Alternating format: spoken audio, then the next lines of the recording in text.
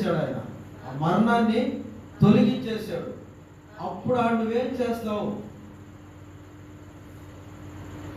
రక్షించిన తర్వాత ఏం చేస్తావు చెప్పాలి.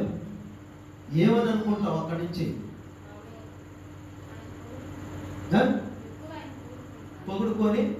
పొగుడుకుంటే అయిపోద్దా? ప్రార్థన చేసుకుంటే అయిపోద్దా? ఏం చేస్తావు అక్కడి నుంచి? నువ్వు రక్షించేశాడు ఆయన, నిన్ను కాపాడేశాడు, నిన్ను చచ్చిపోయే స్థితిలో ఉండేవు. ఆ యొక్క చంపేస్తున్న దాన్ని ఆయన వేసుకున్నాడు, నిన్నేమో రక్షించాడు. మరి అక్కడి నుంచి నువ్వు ఏం చేయాలనుకుంటావు చెప్పాలి. ఏం చేయాలనుకుంటావు ఆయన? ఎందుకంటే అక్కడి నుంచి ఏం చేయాలనుకుంటావు నువ్వు? నిన్ను రక్షించేశాడు ఆయన, అక్కడి నుంచి ఏం చేయాలనుకుంటావు?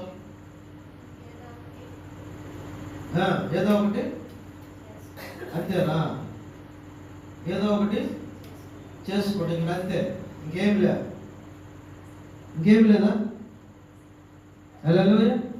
ప్రాణం కాపాడడం ఆయన, ఏదో ఒకటి చేస్తే అట్ట అంతేనా? అక్కడికి ఇంకా దేవుడిని వెంబడిస్తావు నువ్వు. మంచి దేవుడైనా నేను ఈయన వదలకూడదు, మళ్ళీ వదిలేట్టే వెళ్ళేననుకో, మరణం నా మీదకు వస్తుందేమో, నేను ఇక ఈయనతోనే ఉండాలి, నేను ఈయన మాటే వినాలని ఎదురు చూస్తావు. అప్పుడు నీకు ఒక దూతను పంపిస్తాడు ఆయన.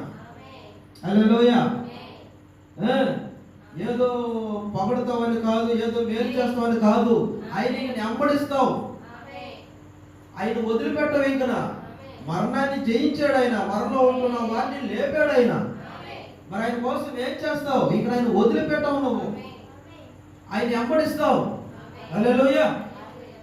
మరి ఆయన వెంబడించాలంటే నీకు ఒక దూత కావాలి అక్కడ. అర్థమవుతున్నదా? ఆ దూతని నీ కాడకు పంపించినప్పుడు ఎందుకు పంపిస్తున్నాడు?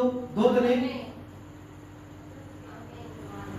ఎందుకు పంపిస్తున్నాడు? నువ్వేమి ఇక్కడ ఆయన వెంబడే ఉండవు, నేను కాపాడాడు ఆయన, ఆయన కాడే ఉండవు, ఆయన కనిపెట్టుకునే ఉండవు.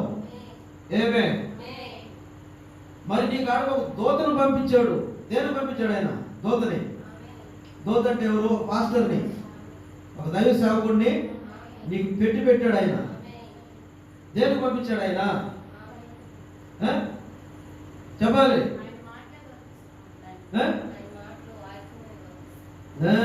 ఆయన ద్వారా దేవుడు మాటని వినిపించేదానికి ఒక దాసుడిని పంపించాడు, దూతను పంపించాడు ఆయన.